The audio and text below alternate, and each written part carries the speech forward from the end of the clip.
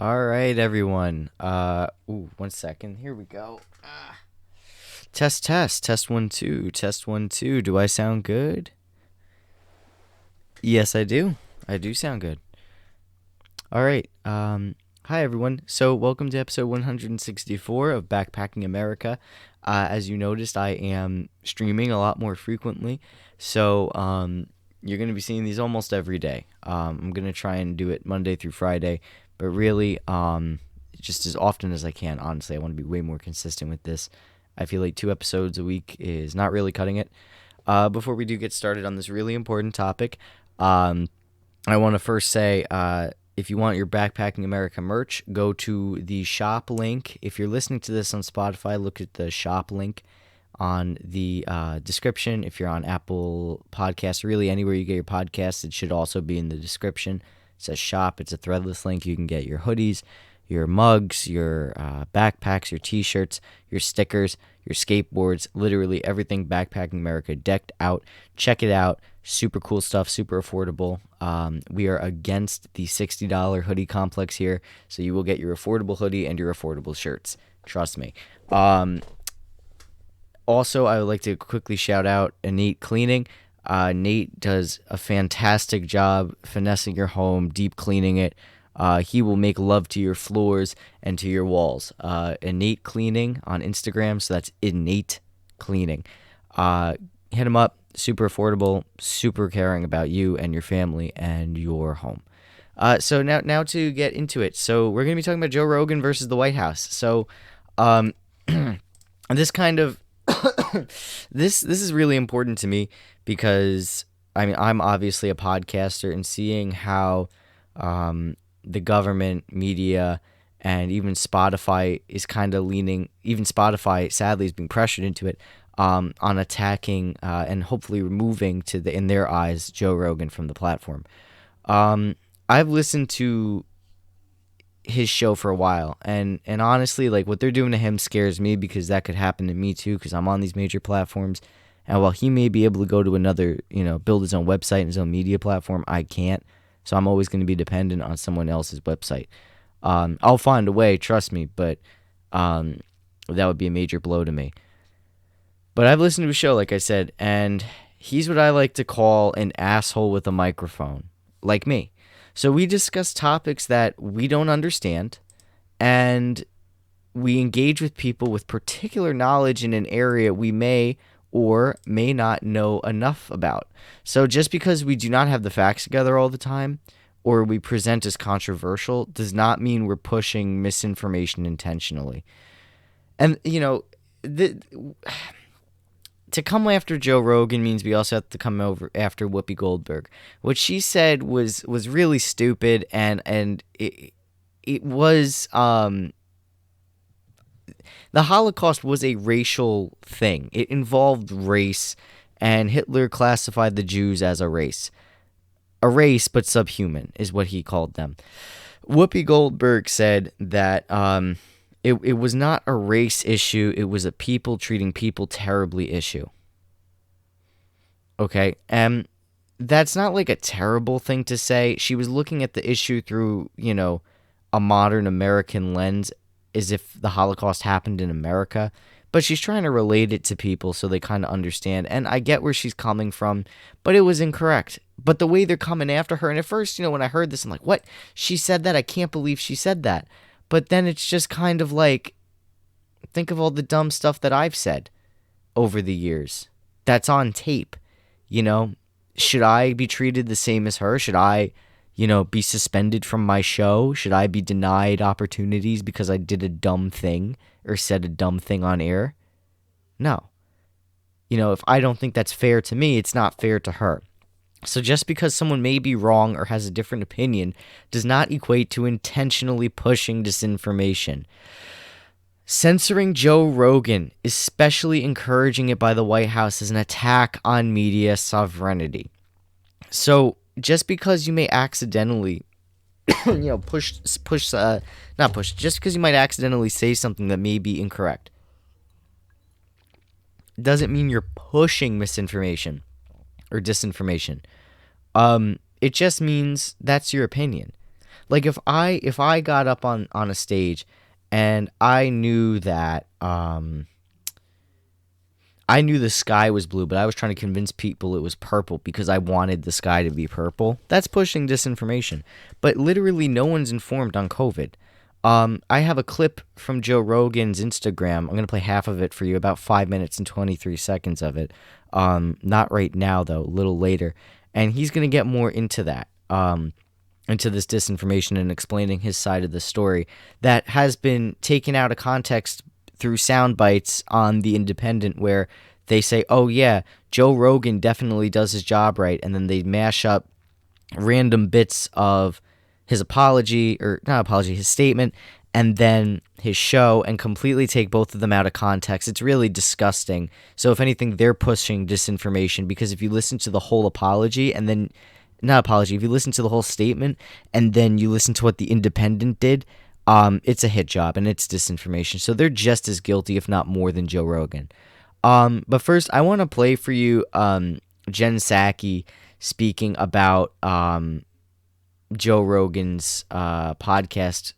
And I'm going to let you guys decide what you think about it. I personally feel like the government really should have no business at all in any type of media whatsoever. I'm trying to play around with this right now to close out an advertisement. There we go. So I'm going to play this for you, and then we're going to talk about it after. Last week, the Surgeon General also was asked on MSNBC about Joe Rogan's vaccine comments on Spotify, and he said that tech companies have an important role to play in stopping misinformation because they are the predominant places where misinformation spreads. Does the White House and the administration think this is a satisfactory step? Our hope is that all major tech platforms and all major news sources, for that matter, be responsible and be vigilant to ensure the American people have access to accurate information on something as significant as COVID-19. That certainly includes Spotify. So this disclaimer, it's a positive step, but we want every platform to continue doing more to call out mis and disinformation while also uplifting accurate information. It's a positive step, but there's more that can be done. Why did you make the decision not to get the vaccine? It autoplays the next video. I'm terribly sorry about that.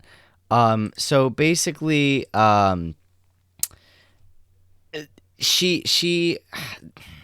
did not like that response because she said there's more that can be done to fight disinformation on Spotify and with this guy in particular.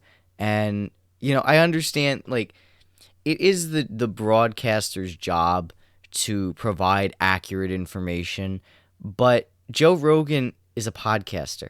And he explains more about this too, where he goes in to talk about his role is he just talks to people. He's having people on to have discussions. He admits he's not an expert. He's just a guy with a podcast. It happens to be a very successful one, but he's not an expert. He's not a journalist. He's a guy like me that has a microphone, is able to get someone to come on the show, record it, and talk to them, and that's it. That's what the news is for. The news is supposed to be for, hopefully, accurate information, and the news is supposed to be accurate relaying scientific articles. And they have journalists dedicated to specific things like science, virology, science in general, and then specifics like virology, pathology, cardiovascular. Or you have people dedicated to international politics, domestic politics, state politics, local politics, economic politics, geopolitics, Chinese politics, Mexican politics. You know, you have all these major departments and these minor departments to accurately research and fact check all these different things. That's the whole point of a news. You know, if we start going down this route of you can't spread disinformation on anything you create, I mean, am I supposed to go to Cartoon Network or Adult Swim to also get accurate information? Like, is all entertainment now going to have to be informative? Is that what we're coming to? That it all has to be like that? I don't think that the news should be entertaining. I think the news should be the news, and I think entertainment should be entertainment. They need to be separated like church and state.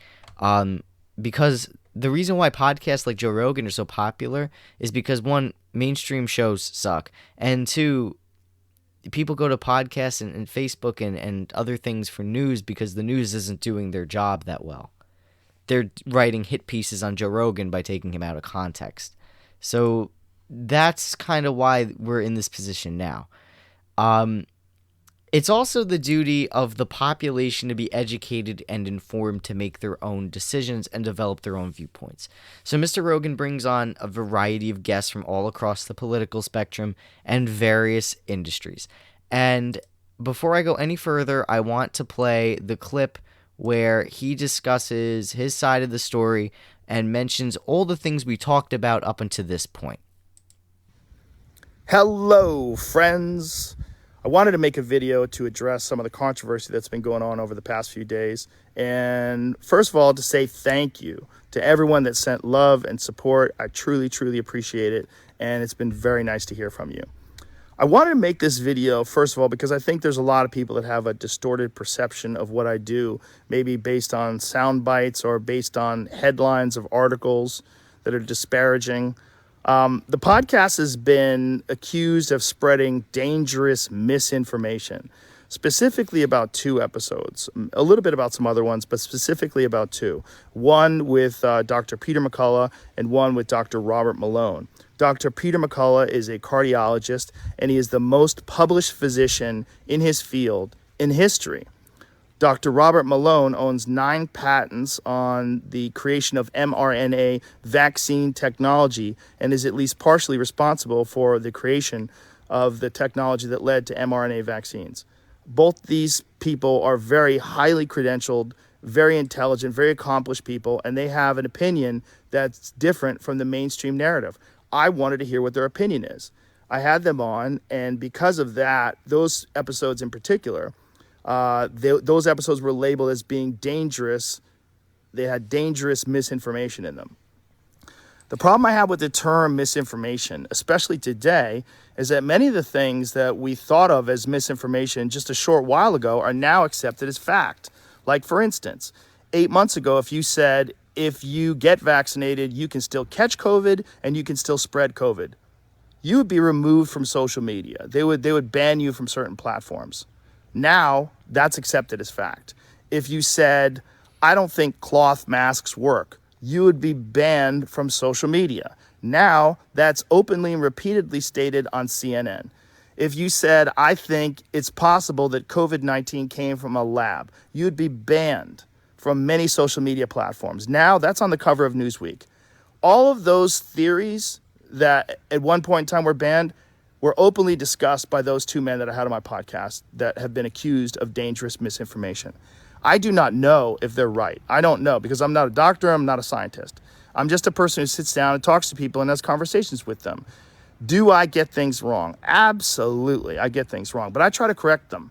Whenever I get something wrong, I try to correct it because I'm interested in telling the truth. I'm interested in finding out what the truth is. And I'm interested in having interesting conversations with people that have differing opinions. I'm not interested in only talking to people that have one perspective. That's one of the reasons why I had Sanjay Gupta on, Dr. Sanjay Gupta, who I respect very much, and I really enjoyed our conversation together. He has a different opinion than those men do. I had Dr. Michael Osterholm on at the very beginning of the pandemic. He is on President Biden's COVID-19 advisory board. I had Dr. Peter Hotez on, who is a vaccine expert. I'm interested in finding out what is correct, and I'm also finding out how people come to these conclusions and what the facts are. Now, because of this controversy, and I'm sure there's a lot of other things going on behind the scenes with these controversies, but Neil Young has removed his music from the platform of Spotify, and Joni Mitchell and apparently some other people want to as well.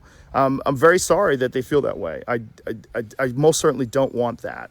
I'm a Neil Young fan. I've always been a Neil Young fan. I'll tell you a story at the end of this about that.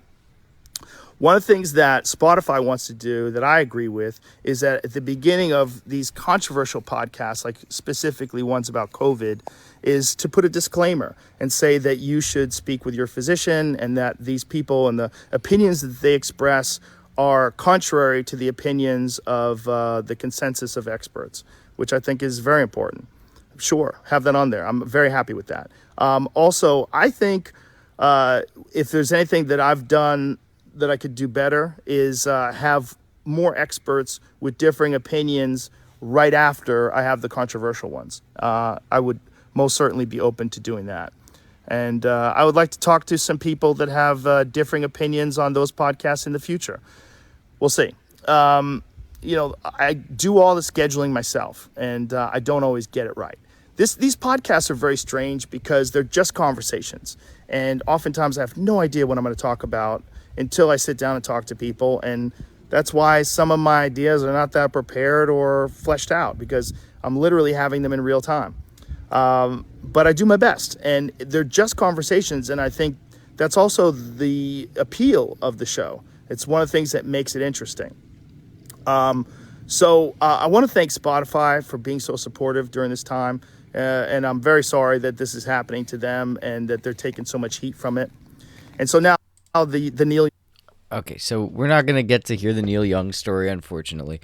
But yeah, basically he's just kind of like, dude, like, I just talk to people, and it really just gives the listener the ability to hear viewpoints of literally every type of person possible. You know, he had all those experts on, and a variety of people that he agrees or don't agree with. He has anti-vaxxers. Sure, he's got them. Bernie Sanders, absolutely. Alex Jones, he'll smoke a blunt to deal with it, but sure, why not? Tulsi Gabbard, cool. And that's only a few of the many guests he had. He had even had Ben Shapiro on. And when I listened to Ben Shapiro talk, I was just like, oh, wow. I still don't agree with the guy completely, but like, he doesn't sound like a psychopath like I've been led to believe. By having people across the spectrum on the show, it allows the viewers to hear honest views of those interviewed. He's also not combative and genuinely curious about the guest, so that allows the guest to be more comfortable and actually share their viewpoint because they feel safe. That's the whole point of how he talks to them. Here's the video mashup I was talking to you all about, where the Independent now takes what you just heard out of context and places it with little clips of what Joe said on his show throughout various episodes. It's only 56 seconds. Actually, no, it's 46 seconds. So let's see how accurate this is from what we just heard. If it'll load. The podcast has been accused of spreading dangerous misinformation. If you're like 21 years old and you say to me, should I get vaccinated? I go, no. I do not know if they're right. I don't know, because I'm not a doctor. I'm not a scientist. Especially now when people are talking about actual microchips being injected into your arm to see if you have COVID-19. I'm just a person who sits down and talks to people and has conversations with them. Ivermectin alone, if properly utilized, is capable. Oh, sorry, guys. I made a boo-boo. Of driving this pathogen to extinction. But I try to correct them. So if you're in a high-risk area, you take it, and it'll protect you. Again, I'm not trying to promote misinformation. And they're trying to say that children need it. When they don't need it. So if I you off, I'm sorry.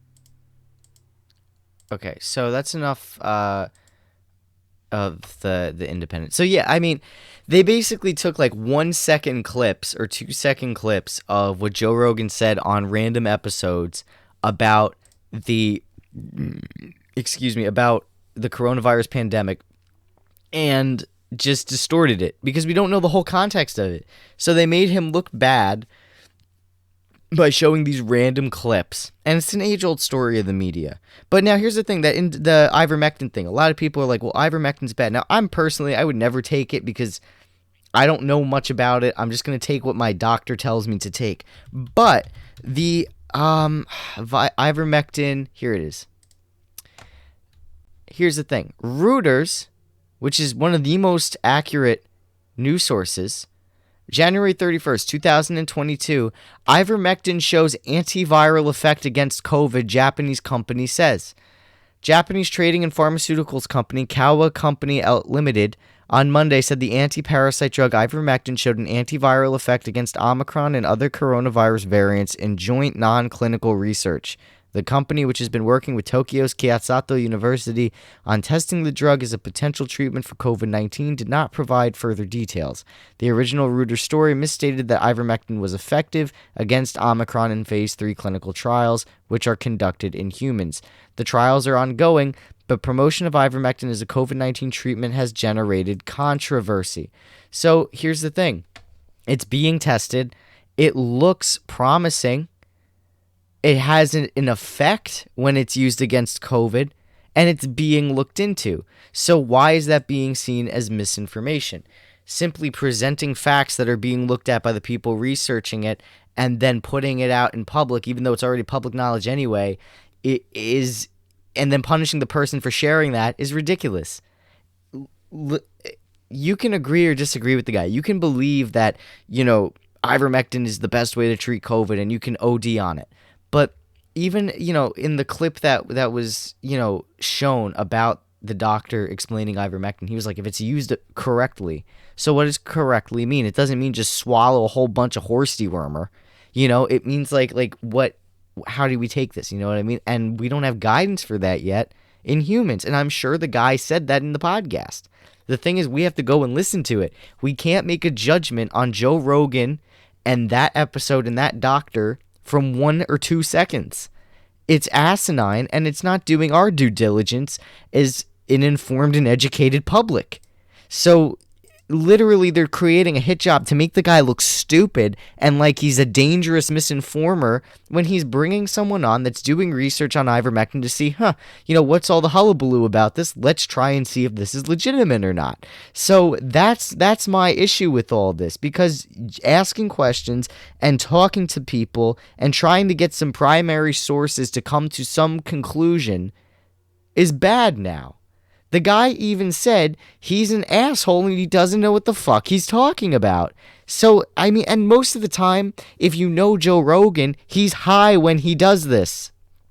He gets high. He gets high and he talks to people and he talks about things and he plays devil's advocate and he argues positions that he may or may not agree with. Jesus Christ, you guys are fucking idiots.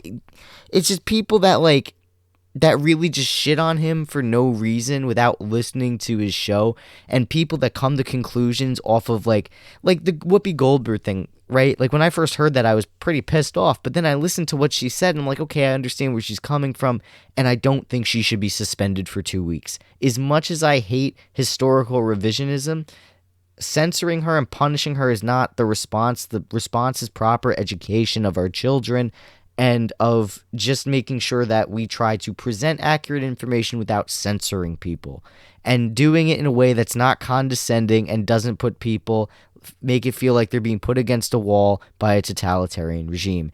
Honestly, it really just means getting kids to read and critically think. Again, Jesus Christ, the average reading comprehension level is 6th grade in the United States. It's bad. It's asinine, and it's like, look, I get it. He's the biggest podcast in the world, and it's only because he has conversations with people. Like, he's just kind of like, yeah, like, cool, you're a scientist. Like, what do you think about fucking whales? Like having sex with whales, like stupid shit like that, and people love it because it's funny, and it's like you get to interact with interesting people in ways people can relate. That's what's cool about it. If you want news accuracy, you go to The Independent. You go to Reuters. No, you don't go to The Independent, because The Independent was the one that did the hit job. I don't know why I wrote that down in my notes. So actually, fuck The Independent. Don't go to The Independent. Go to Al Jazeera. NPR used to be good. LA Times, I think, is still good. Some people in New York Times are good. Honestly, whatever is considered a reputable news source these days, go to that. And guess what? They're obviously not right all the time either, because of that, what they just pushed on The Independent about Joe Rogan. So they're obviously wrong, but we don't see people railing against them to be shut down and canceled and given 2-week hiatus and have, warnings in front of their content. We don't do that, but we do that with Joe Rogan. He's an entertainment podcaster that is best used to learn about what radically different people think. That's literally it. You want to know what Ben Shapiro is thinking? You listen to Joe Rogan, who has no idea what he's talking about, and ask him simple questions that most people would have. And then Ben answers them, And that's it. You have a basic idea of what Ben Shapiro stands for. Or Bernie Sanders is on Joe Rogan's podcast, right? Bernie Sanders asks some simple questions by Joe Rogan. They talk for a couple of hours. You get a good understanding about what Bernie Sanders stands for, and you move on. That's literally it. Censoring Joe Rogan sets a dangerous precedent for entertainment and journalism. If the White House and other artists are successful in pressuring Spotify to remove Joe Rogan, then independent content is lost forever, and the voices of thousands of other shows like this one will be censored. Literally, it's going to destroy independent content, and for the first time in human history, we have the ability to create content and share things and talk about things that was never like this setup I have right now. You would need to pay thousands of dollars for in 1990, and then you would need an FM transmitter or an AM transmitter, and then an antenna that ran outside that was 20 feet long to broadcast this. Or you had to be in your college radio station, or you had to be lucky enough to get a gig in radio. And that was it. Those were your only ways you would do something like this. There was no podcasts. There was none of that. You could record into a cassette tape and make copies of it and I guess give it to your friends. But that's who the fuck would listen to that? No one. It was pirate radio was the wave. And then once internet radio came about, which I am actually working on, I have an online radio station. It's WNTR radio, News and Talk. It is, check out WNTR.media on Instagram, and there is a link to the website where you can play it, and I'm also going to add it to my Instagram bio. And I think I'll even add it in on the podcast description as well, so you can access it. But once internet radio came about, that all changed.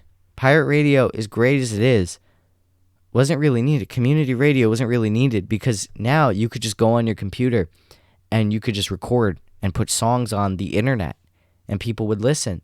Now we have podcasts.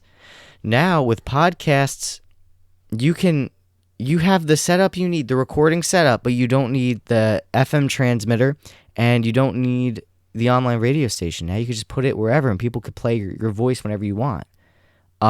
All that's going to be lost, though, if we go to this. And then here's the thing, censorship's going to do two things. It's going to, one, destroy any confidence in information from the government and legacy media about the COVID-19 pandemic. It's going to reinforce those anti-opinions people already have and drive people elsewhere. We've seen it with Parler, we've seen it with 4chan, we've seen it with these random websites built up, chat pages on Telegram and such. Anywhere the content can and will be shared, where they cannot be easily destroyed by large media conglomerates, they're going to be there. It's literally like people are going to build their own thing. Like people will go back to online radio. People will go back to the web pages that you saw in Web 1.0, like in the early 2000s. People are going to do, there's like Twitter Live, you could just like record videos in these Telegram public group chats and just post stuff there, or Kick, or all these other like anonymous, really weird and sketchy chat services. Shows and independent content and ideas will be places. It'll be contained, but the people that are exposed to them will become more radicalized by them. It's not going to be engaged with the general public, and if it's not engaged with by the general public, the people creating it are not going to be grounded to reality, and the people that are listening won't be grounded to reality. And so basically, White House and corporate America are shooting themselves in the foot by not treating the pandemic as seriously as they claim to, and by demonizing one group of Americans to divide us from uniting to demand effective governance, which is going to drive us further apart, create further radicality, and then we're going to have extremist cells popping up all over the place, and this will effectively prevent class unity from happening, which is why we need these independent media things. As stupid as some of the podcasts are out there, we need them to exist. If you don't like it, just don't listen to it. If you don't like Joe Rogan, honestly, dude, just like don't listen to him. He won't care. No one cares. He even says it in the in the statement he made that he didn't even plan on. I don't know if that's in the bit you heard. I just played only half of it for time's sake. But if you listen to the whole thing on his podcast, it's from 2 days ago. He goes and says, like, yo, I didn't even start this with any intent in mind. I started this just because I wanted to start it. Like, I did not plan for this to happen. People listening to him are literally giving him ad revenue. People not listening to him are not giving him anything. You don't like him? Don't listen to him. Use the democracy of your thumb and not listen to Joe Rogan. Don't listen to any podcast you don't like, or listen to podcasts you do like. The point is if this happens and, people start getting censored, or these I know he said he agrees with the warning saying listen to your physician. I disagree with it because it's counter, and I feel like he kind of said that to take heat off of Spotify and himself. But I personally disagree with that, because then it's saying that it's just ramming the narrative down people's throats, and it's not going to feel like it's the truth anymore. And it's going to come off as like, oh, this is not true. This is fake. And that's not how you win a PR battle here. And by doing this, you're completely, like, this episode right now, if this happens with Spotify, at least like 5 or 6 of my episodes are going to have a warning right before it, as if like my intros weren't long enough as it was, with me promoting my clothing and my advertising partners and then my introduction. I mean, like, now it's like you're literally just shoving shit in front of, my audience. And I get nothing for it. So it's not fair to the listener, because it fucks up the whole listening experience. It sets a whole weird tone to the episode. It makes it seem like I'm a crackpot. And it reminds me, honestly, of when I was in my college radio station and they put talk show warnings in front of my show because it was controversial. It's a form of censorship to put in the mind of the listener already that not everything here is true, and that if you start to agree with it, you're agreeing with something that may not be true, and you may be as crazy as the people on the show. It prevents free thought and actual criticism of ideas. And by literally doing this over and over again, you're preventing people from feeling comfortable enough in their own head from thinking independently. I used to experience that a lot. And then once I was graduating college, like once it was my last year of senior year, I started really questioning everything I've learned when I was organizing and just on the left and hanging out in left internet circles and real life circles. And I was just kind of like, I agree with, some of the things. I don't agree with the other things. And, what I agree with and don't agree with, you can find in the rest of my, recent episodes. But basically, like, that, I didn't get to those conclusions. The reason I got to those conclusions by the end of my senior year and not earlier is because I was self-censoring myself and saying, no, that's bad. And nothing's good or bad when you think about it. It's just thinking about it and contemplating an idea. And literally coming up with new ideas and new conclusions is basically like updating your computer. You're basically updating your mind with recent life experiences, changing the way your neural pathways are built. Like, you're literally changing and evolving, and what may have worked 3 years ago is not going to work today. And that's the same politics, business, love, sex, anything, school, career, anything, And that's really what I want to come away with at the end of this. Like, what the